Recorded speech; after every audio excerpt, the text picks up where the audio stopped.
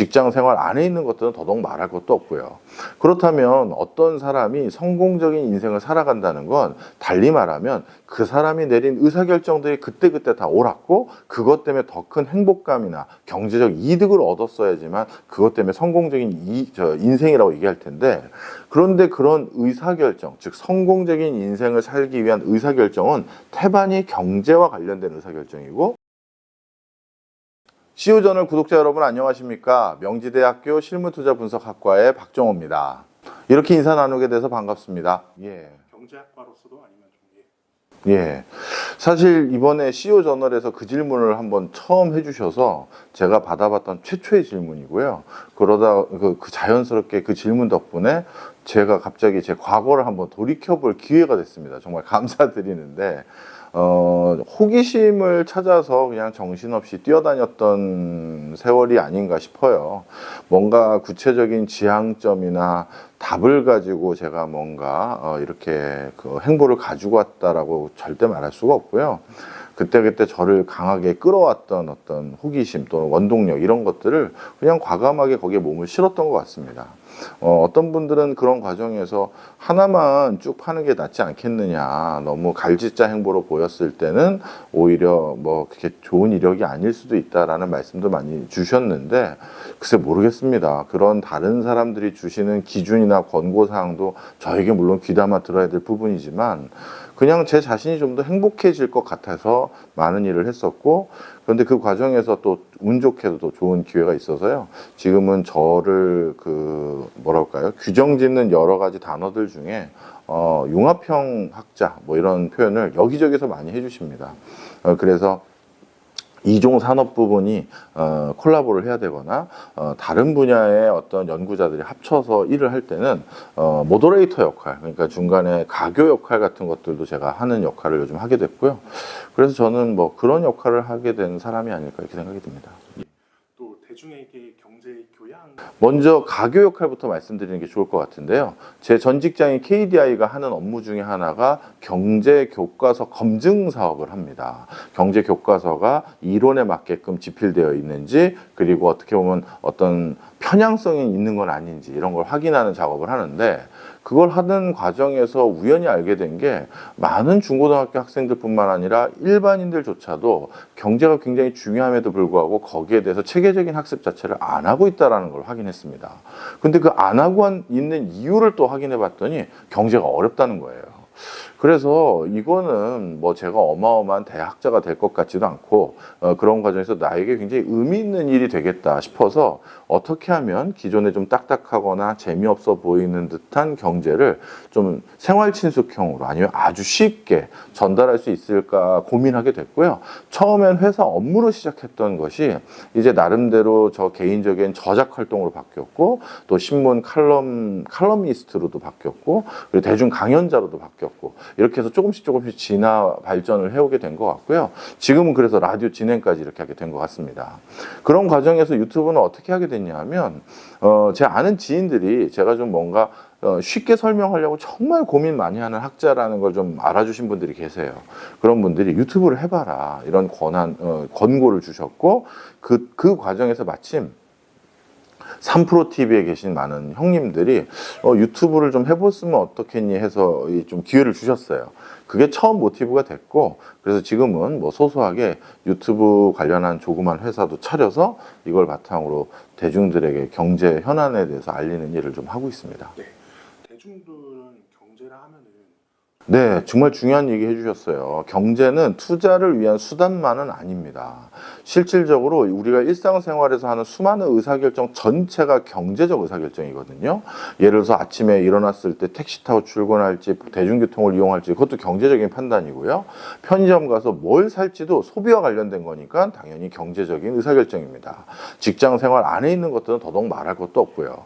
그렇다면 어떤 사람이 성공적인 인생을 살아간다는 건 달리 말하면 그 사람이 내린 의사결정들이 그때그때 다 옳았고 그것 때문에 더 큰 행복감이나 경제적 이득을 얻었어야지만 그것 때문에 성공적인 인생이라고 얘기할 텐데, 그런데 그런 의사결정, 즉 성공적인 인생을 살기 위한 의사결정은 태반이 경제와 관련된 의사결정이고, 따라서 그런 걸 잘 내릴 수 있느냐는 내 삶 전반을 지배하는 요소예요. 그러다 보니까 단순히 주식 투자라든가 뭐 부동산 이런 것만이 아니라 내 일상과 관련된 그 학문이 경제학입니다.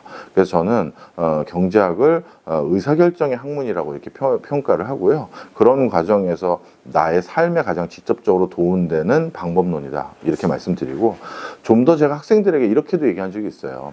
그 포장마차에서 그냥 간식 떡볶이 파는 할머니가 계셨는데, 그 할머니가 어느 날 그 포장마차에서 파는 컵떡볶이 가격을 올리셨어요. 그래서 할머니한테 할머니 가격 올리셨네요 하고 물어봤죠. 그랬더니 할머니가 왜 올렸냐 하면서 설명을 해주신 게, 우리가 경제교과서에서 다뤘던 수요의 가격 탄력성이라는 걸 바로 설명을 해주신 거예요. 근데 그분이 무슨 경제 글을 전공했거나 체계적으로 배움이 있으신 분은 아닌데, 정말 오랜 시행착오 끝에 이렇게 해야 내가 적정 가격을 받아서 더 큰 이득을 얻을 수 있구나를 정말 그 앞에서 20년 이상 포장마차 형태로 떡볶이를 파시면서 깨닫게 되신 거예요. 근데 만약에 그분이 조금 일찍 경제 또는 경제학 이론이 조금 친숙했다면 그렇게 많은 시간을 그걸 아시려고 버리실 필요는 없었을 거거든요. 그래서 저는 조금 많은 분들이 경제학에서 다루는 많은 것들을 좀 많이 공유했으면 좋겠어요. 그래서 좀 그런데 앞으로도 일조하려고 합니다. 그래서 많은 분들이 더 사랑해 주시죠. 아유, 사실 저도 공공기관 출신으로서 뭔가 확정적 증거를 손에 쥐지 않고 그것에 그 증거도 없는데 정책적 어떤 행동을 취한다는 건 굉장히 부담이 됩니다. 따라서 미국 연준에서도 2% 물가 상승률 목표치를 찍은 다음에 그게 일정 기간 유지된 뒤에야 뭐 금리를 낮추지 않겠느냐 하는 마음을 가졌는데요. 물가가 지금 2.9% 근처까지 있었던, 즉 통상적인 자신들의 목표치의 50% 이상이 높은 상황임에도 금리 인하를 B컷으로 2단계 인하를 단행하더라고요. 그래서 이게 정치적인 어떤 행보인가? 뭐 이런 저는 곁눈질로 쳐다본 적도 있었는데, 연준의 회의록을 자세히 읽어봤더니 금리가 낮아지는 게 확정적인 그런 어떤 자신들의 증거들을 확보했다라는 표현을 했습니다. 그게 뭔지는 이제 공개하진 않았지만요. 그걸 보고, 그리고 그 뒤에 실제 물가가 낮아지는 행보들을 보고, 진짜 연준에서 말하는 우리는 앞으로 물가가 2% 물가 상승률까지 곧 갈 거라는 확정적 증거를 얻었나 보다라는 생각을 요즘 또 더 갖게 됐어요. 그걸 보면서 한 두어 가지 생각이 들었는데, 우리나라의 한은 같은 경우는 이미 물가 상승률 목표치를 넘어서서 1%대까지 떨어진 상황인데 그때 이제 금리를 낮췄거든요. 그 얘기는 무슨 소리다? 우리는 아직까지 우리의 경제적 지식과 경제적 대안은 증거를 잡은 다음에 금리를 낮추겠다에 아직까지 거기에 남아있는 상태지만, 미국은 뭔가 그 사이에 앞으로 물가가 더 낮아질 게 확실한데? 라는 뭔가 본인들의 판단을 더 확신어리게 할 수 있는 자료들, 이론적 배경들, 이게 더 많이 만들어진 것 같아요. 그러다 보니까 우리는 한 템포 늦게, 지금 어떻게 보면 우리나라의 경제 성장률도 0%대에서 또 실질적으로 마이너스 성장까지 갈 우려가 더 커졌고, 하는 입장에서도 당초 예측치보다 지금 경제 성장률 수치가 5분의 1 토막이 났거든요. 만약에 우리도 미국처럼 물가 잡힐 거 뻔해, 그럼 빨리 금리 낮춰드리자, 그래서 경제 좀 살리자 했으면 아마 지금 이런 경제 성장률 수치를 우리가 경험하지 않았을 수도 있을 거예요. 그래서 확실히 뭔진 모르겠습니다만 미국의 경제에 대한 이해도가 우리보다 훨씬 더 고도화돼 가고 있는 것 같다, 이런 추측들을 요즘 하고 있는 상황입니다. 여의도 맨션에서도 트럼프가 만약에 미 대통령에 당선이 되면요, 표면적으로는 우리나라에게 적지 않은 부담감을 줄 것 같습니다. 방위비 분담금이라든가 기타 여러 가지 금전적으로 딱 수치화되는 어떤 것들을 요구하는 스타일의 리더십이거든요. 그래서 많은 분들이 언론뿐만 아니라 많은 분들이 트럼프가 대통령에 당선됐었을 때 훨씬 우리나라가 뭔가 데미지를 입거나 부담감을 갖게 될 거라고 예측들을 하시는데요. 저는 개인적으로 바이든이 대통령이 됐었을 때 우리가 더 큰 데미지를 입었다, 이렇게 판단을 합니다. 그러니 바이든과 같은 정책적 결을 가지고 있는 해리스가 대통령에 당선돼도 비슷할 거라고 생각이 드는데요. 그 이유는 바로 IRA법, 칩스법 때문입니다.